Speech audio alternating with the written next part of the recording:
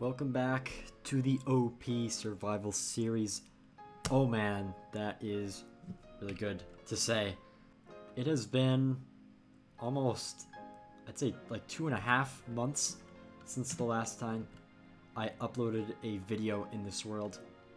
And I'm so glad to finally be back. And I have done quite a lot of work in between. Oh, there's a little peek right there. In between episodes. The reason I went on a break was because I made this big storage system kind of layout, and I had organized all the items into a certain order, but then I realized that it was not going to work without lagging the world out like a ton. So I decided to destroy all of that and replace it with a new system that I came up with. And I have not actually completed that yet, but I think I've done at least half, but probably most of it is done by now. And it is down these stairs. This is, hold on, let me get some rockets. Actually, put on my armor too. This is an area that I started working on. This is going to be my main base area. It's gonna have all the stuff that I will ever need, like down to like really specific things. Like I'm gonna have a building for potion making, a building for trading. This is going to have maybe some auto smelting in it, and also my giant storage room underneath. And basically what the storage system is gonna do is I'm gonna be able to put in any item, and then it'll sort it automatically, and also store a whole bunch of items. So now I'm going to go down and show you the design of what it looks like. And here it is. It's pretty big. So basically it's made up of 5 slices combined together, and then separated by 1 block. So we have 1, 2, 3, 4, 5 right here, and then separated by a block, and then 5 here. And then every slice has the exact same layout, so I can just duplicate it over and over again. So it's not very complicated when you think about it as only 1 slice that's just duplicated like, what, 80 times, or however many times you're gonna have to do that. And on each of these, there's, I think there's 1, 2, 3, 4, 5. So there is 5 different containers to store items, and it can sort 5 different items. So I've got a item sorting little contraption right here. You've probably seen this all over before. If you've made a storage system that sorts things, you'll recognize this sort of pattern, or maybe one that's a bit longer than this, but it still does the same thing. And I've basically just got 5 of these condensed as much as I can. So I have one that sorts for this one sorts for this, that one sorts for this barrel, and that one up there on the very top sorts for that one, and then that one on the inside sorts for this. And then it's just mirrored over to this side. This is as close as I could get them together, because if I have a block there, the redstone on top of it, you can't see it, but there is redstone on top, that would connect and just cause problems, so I don't have these connecting. It would save me some space if I was to connect these, but that would mean that I would have to put everything into the sorter at basically the same time. And if one thing gets ruined, the whole thing gets ruined, because look at these redstone, look at the redstone on top of here. It's connected to all of them. So this can cause some problems if there's a lot of them stacked together, but I did some testing and I found out that if I just separate them every 5 blocks or so, then I'll be able to quickly fill in each one, and then it'll be good from there on out and won't break or cause any problems, which is something that a lot of people face when they make an item sorter. Things are just too condensed, and then the items end up getting messed up, and it's a whole mess. And so this way, if one does happen to get messed up, there's no way it can affect more than 4 other filters. So obviously the entrance is under construction. I've kind of got the hallway. I'd say this is mostly done, but I'm still gonna put in some better lighting than just torches, and maybe just change up the wallpaper. I don't know. And then down here, it's going to have sort of a basement dungeon feeling. This is kind of an 1800s industrial house style, and obviously it's not done because it's very bland right now. And so a basement to that kind of house is what I'm going for with the looks. Using a lot of deep slate on the ground, and the walls will be mostly stone bricks, but also some texture variation and gradient with maybe some mossy blocks, and then the actual moss blocks. I'm not sure exactly how I want that to look, but I'm sure that it will turn out great. And then I kind of have this hallway done, and I'm gonna have some lights, some redstone lamps actually, in the ceiling, which will be connected with maybe end rods or lightning rods to look like wires that are connecting them. And then I'll have maybe some pillars just to kind of, I don't know, make it look better, where I don't have any item storage going on. So if you're wondering about these chests, these are kind of left over from the last storage system that I had, and there's still a lot of stuff in the chests, some of them at least, others not so much, and so I just kind of left them here because they're not in the way, and I'll eventually destroy these. And then over here, this is where I took all of the items and then put them in here, and then I just go through this whenever I need to sort some more stuff.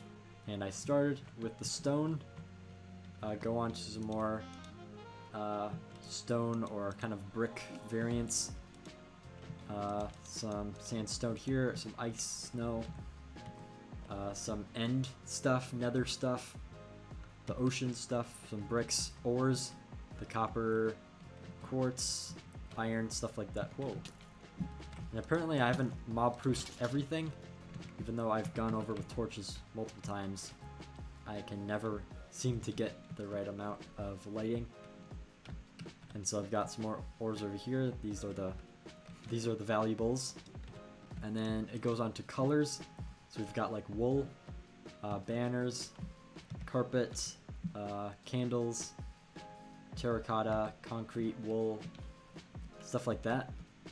And then it's kind of color coded, so it's so it goes by red, orange, yellow, and then eventually to black over here, and then it goes to glass. And I'm currently on wood, and I still need to do some warped wood, but yeah, I have to dig out some more space.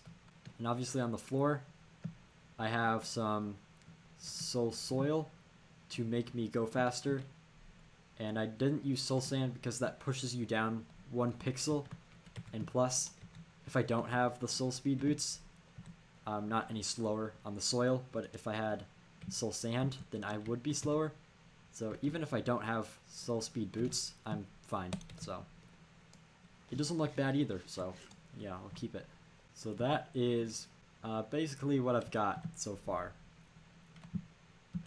Obviously I still have more of this to do, and then a whole lot more blocks to assign. So what I'm gonna do is gonna do a whole lot of working off camera, and then I'll cut back whenever I've got enough progress.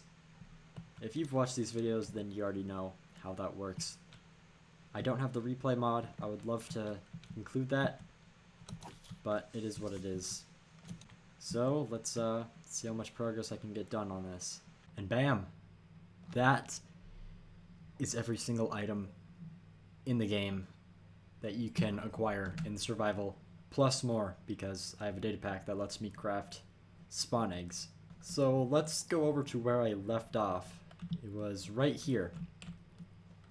Right at this line, there used to be this giant wall which went across the entire thing, but I dug out this whole place, this whole hole underground, plus some extra stuff on top just so I could use the vein miner, and I had to fully cut off all the sides so I didn't accidentally mine more than I wanted to. If you've ever played with vein miner, then you know what I'm talking about.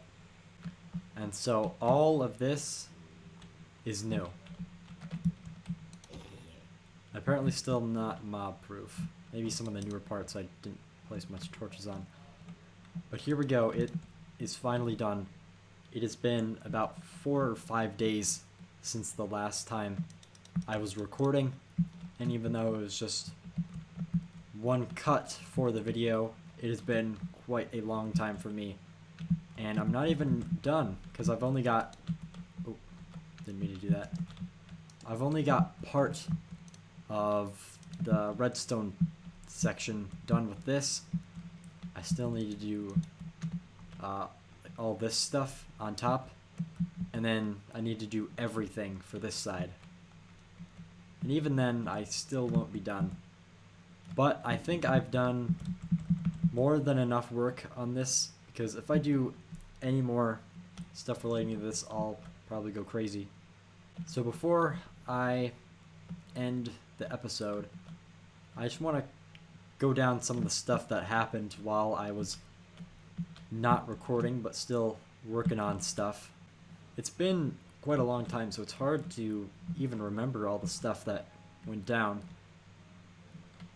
So I'm just going to go across the entire thing and kind of go over what I did. So I got the wood, that stuff. Enderman placed this, I think. Yeah. And then the coral that I got from that way, really far away, in that direction.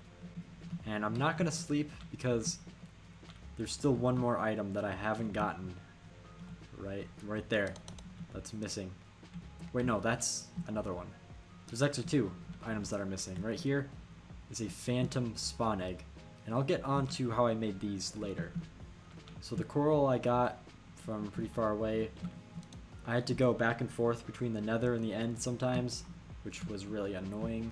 And while I was doing this stuff, I made the background of framed items match what's in the frame. So right here we have wood, and then for the end crystal I have amethyst, which looks similar to it.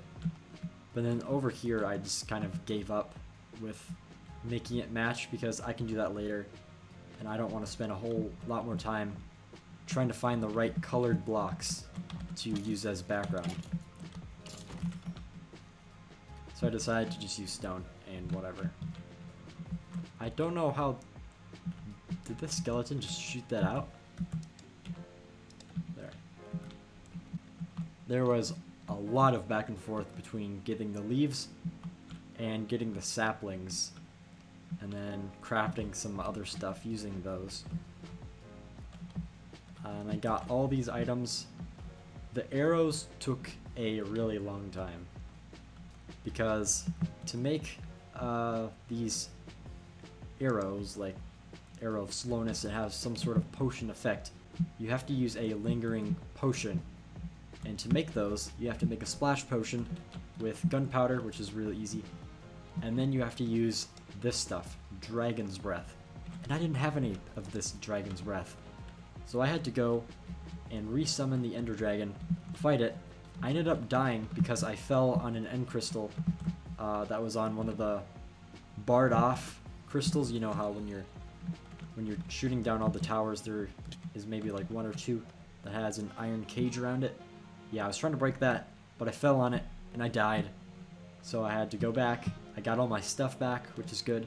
Maybe I lost a few things, but I ended up getting a whole lot of dragon's breath. So I will probably never need this ever again, hopefully. And I was able to use some of that to make all of the arrows. And the hardest arrow to make was... I don't think I'm gonna find it. It's hard to find when they aren't named. But it's called Arrow of the Turtle Master. And I know that's a really weird sounding effect, but if you use a turtle helmet, in the brewing stand, you end up getting a Turtle Master Potion, which gives you slowness and resistance. So I use that to make the arrows. And to get a turtle helmet, you need things called scoots, or I think that's what they're called. And to get scoots, you have to make a turtle farm. So I had to make a turtle farm way back in this direction, out in a jungle. So yeah, you know what, screw it, I'll go there now. It took me one whole day of building and waiting, doing AFK stuff, just to get enough scoots for the rest of... Scoots? That doesn't sound right. Scoots? Shoots? What are they called? So over here is the island that I was working on, and here it is. This is my little AFK tower, and those are the turtles that I would feed seagrass, and then they would lay eggs, and then those eggs would hatch. The turtles would come out to the ocean, get trapped, and then whenever they grow up, one of the scoots comes out in that chest.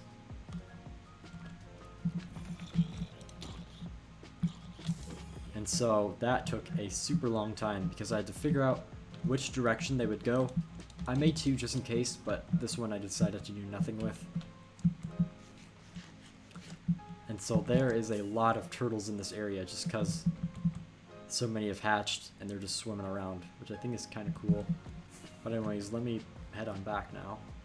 So I kind of mentioned it before, but another item that I'm missing is right there, the poisonous potato. Oh, it would have been so great if I got one right there, because I think zombies do drop them. But I don't have any of them, and I don't remember how you get them, but apparently they're really hard to get. So I'm just waiting on those. So whenever I get those, I'll just, place them and we'll be fine. And I still haven't gotten enough phantom membrane to make the phantom spawn egg. And each of these spawn eggs is crafted with one egg in the crafting thingy, and then some items around it which make sense for what you're trying to craft. So for example, let's see if I can find it. The slime spawn egg, it's an egg in the middle, and then 4 slime balls, each surrounding it in a plus shape. For the zombie, it would be rotten flesh instead of the slime balls, and so I think you get the idea with how that works. So there's probably a lot of other stuff that I've left out that would just take too long to continue talking about, and I really just want to get this over with and start working on something else. And that something else will also be related to this world, but not to any sorting or tedious item gathering. Basically, what I can say about it is it's going to be my base's version of the Statue of Liberty. So there's kind of a hint on what I'm going to be working on. So thank you very much for watching, and I'll see you later. Goodbye.